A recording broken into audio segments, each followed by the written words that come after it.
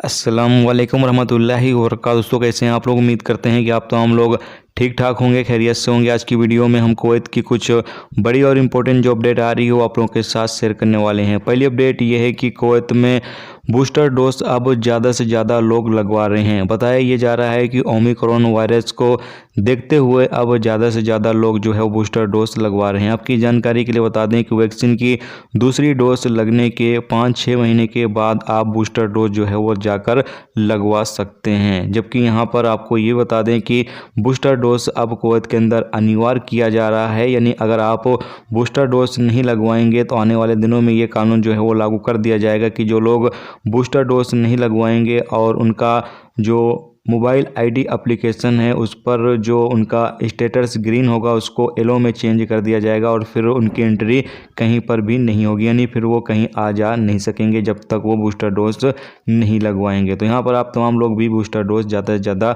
लगवा लें, इससे आपका ही फ़ायदा होगा। आपको ओमिक्रॉन जो वायरस है उससे सेफ रहेंगे।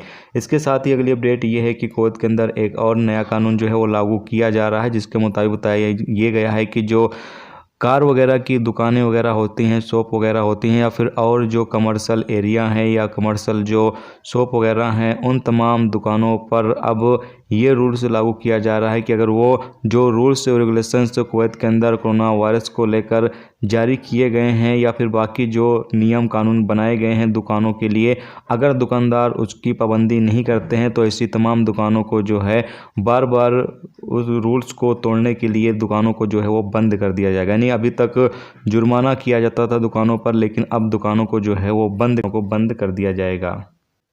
इसके अलावा अगली अपडेट ये है कि कुवैत मिनिस्ट्री ऑफ इंटीरियर के अंडर सेक्रेटरी शेख फैसल अल नवाफ ने सोमवार को ट्रैफिक डिपार्टमेंट के साथ एक मीटिंग की है और इस मीटिंग के दौरान जो ट्रैफिक जाम कुवैत के अंदर ज़्यादा लग रहा है इसको हल करने के हवाले से बातचीत की गई है। जबकि यहाँ पर जो अजनबियों का ड्राइविंग लाइसेंस है उस हवाले से भी बातचीत की गई है और साथ में कहा यह गया है कि जो कुवैत के अंदर ड्राइविंग लाइसेंस है या फिर जो ट्रैफिक जाम ज़्यादा हो जा रहे हैं इसको जल्द से जल्द ख़त्म किया जाए और इस हवाले से नया सिस्टम जो है वो कुवैत के अंदर लागू किया जाए। तो अभी इस हवाले से बातचीत चल रही है, हो सकता है कुवैत के अंदर जल्द ही ट्रैफिक को लेकर कोई नया रूल्स जो है वो लागू कर दिया जाए।